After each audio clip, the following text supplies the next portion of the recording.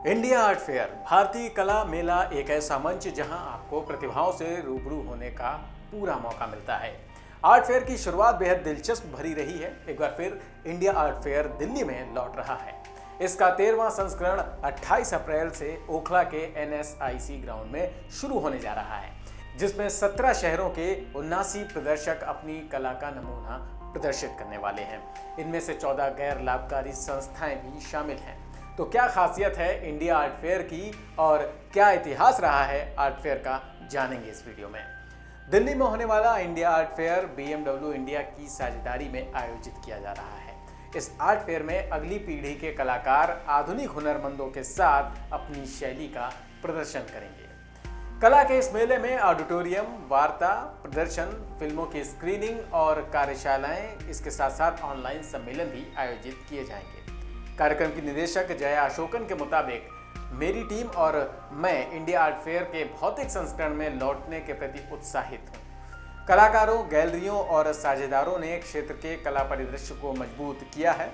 इस आयोजन के मूल स्थल के लिए प्रतिबद्धता के चलते 2022 के मेले में नई दिल्ली और मुंबई जैसे कला के पारंपरिक केंद्रों के अलावा कोलकाता, पुणे, बेंगलुरु, चेन्नई और हैदराबाद के प्रतिभागियों और संकलनकर्ताओं का भी स्वागत किया जाएगा। आपको बता दें कि पहले इस आर्ट फेयर का आयोजन फरवरी में होना था, लेकिन अब 28 अप्रैल से इंडिया आर्ट फेयर शुरू हो रहा है, जो 4 दिनों तक चलेगा। इस दौरान इस क्षेत्र की सबसे महत्वपूर्ण आर्ट गैलरीज को प्रदर्शित किया जाएगा। इंडिया आर्ट फेयर का अपना इतिहास रहा है। इसकी शुरुआत साल 2008 में दिल्ली के लेडी श्रीराम कॉलेज से राजनीतिक विज्ञान में स्नातक करने वाली नेहा कृपाल ने की थी। नेहा ने लंदन में कला विश्वविद्यालय में मार्केटिंग का अध्ययन करने से पहले पब्लिक रिलेशन में भी काम किया था। उन्होंने अपने नियोक्ताओं को 1 करोड़ रुपए का ऋण देने के लिए राजी किया। शुरू में यह इंडिया आर्ट समिट के रूप में जाना जाता था। सबसे बड़ी बात कि केवल 4 महीनों में ही पहले संस्करण की योजना बन गई थी।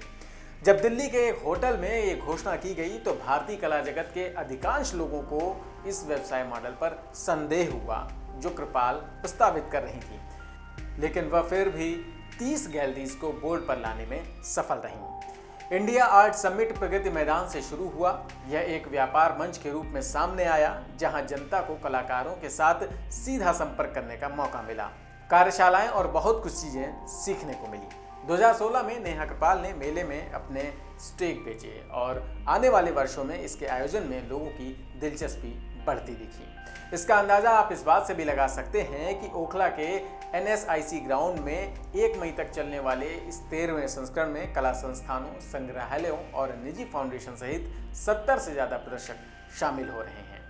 आर्ट के क्षेत्र में ऐसे फेयर की भूमिका की अगर बात करें तो ये और महत्वपूर्ण हो जाती है। निश्चित तौर पर यह एक ऐसा मंच होता है जहां आपको व्यापार और नेटवर्किंग का पूरा फायदा मिलता है। आर्ट गैलरीज और इंटरप्राइजेज अपने संग्रहों को प्रदर्शित करने के लिए बूथ किराए पर लेते हैं और उसका मकसद यही होता है कि ग्राहकों को अपनी कला से रूबरू करवाना और उसको बेचना। आयोजक आमतौर पर गैलरी द्वारा प्रदर्शित किए जाने वाले कार्यों में हस्तक्षेप नहीं करते। उदाहरण के लिए जैसे इंडिया आर्ट फेयर में बूथों के अलावा कलाकारों द्वारा लाइव प्रदर्शन, आउटडोर प्रोजेक्ट, क्यूरेटेड वॉक और बुक लॉन्च के कार्यक्रम भी होते हैं। कुल मिलाकर इंडिया आर्ट फेयर को लेकर लोगों के बीच क्रेज बढ़ रहा है। वहीं कला मेले के इतिहास को अगर हम दूसरे रूप में समझें तो धार्मिक त्योहारों को कला मेलों के सबसे पुराने अग्रदूतों के रूप में देखा जा सकता है। वर्ष में एक बार होने वाली ये सभाएं धर्म और वाणिज्य पर केंद्रित थीं। अक्सर दूर दराज के स्थानों से दुर्लभ वस्तुओं का प्रतिनिधित्व और प्रदर्शन किया जाता था। इस तरह के त्योहार रोमन साम्राज्य में ग्रीक, हान राजवंशों के अधीन आयोजित किए जाते थे। इसके इतिहास को लेकर कहा जाता है कि मध्यकालीन युग में यानी 1460 में सबसे पहले कला मेला एंटवर्प में चर्च ऑफ आवर लेडी के प्रांगण में आयोजित किया गया था, जहां पांडुलिपियां, पेंटिंग्स, मूर्तियां और चित्र प्रदर्शित किए गए थे। 17वीं और 18वीं शताब्दी में नई वस्तुओं के विज्ञापन और प्रचार के उद्देश्य से सैंपल मेलों की भी शुरुआत हुई। वहीं समय के साथ साथ बदलाव हुआ और मॉडर्न आर्ट फेयर की शुरुआत 1967 में कोलोन आर्ट मार्केट को बताया जाता है, जो जर्मनी में स्थित 2 आर्ट गैलरी मालिकों द्वारा शुरू किया गया। यह एक ट्रेड फेयर के रूप में शुरू हुआ, जहां जर्मन आर्ट गैलरीज के काम को प्रदर्शित करने के लिए अस्थायी स्टॉल लगाए गए थे। बढ़ते समय के साथ साथ धीरे धीरे आयोजन बढ़े और बासेल में अंतर्राष्ट्रीय आर्ट गैलरीज भी प्रदर्शित की गई। तब से ये सिलसिला शुरू हुआ और लगातार आगे बढ़ रहा है। 2015 में the European fine art fair market report ने अनुमान लगाया कि कला मेले की बिक्री 2014 में लगभग 9.8 बिलियन यूरोपियन डॉलर थी, जो कुल डीलर बिक्री का 40% थी। पहला आर्ट फेयर यूरोप और अमेरिका में खुलना बताया जाता है। यूबीएस की आर्ट मार्केट रिपोर्ट के मुताबिक 2018 में हर महाद्वीप में लगभग 300 से ज़्यादा अंतर्राष्ट्रीय कला मेले लगाए गए।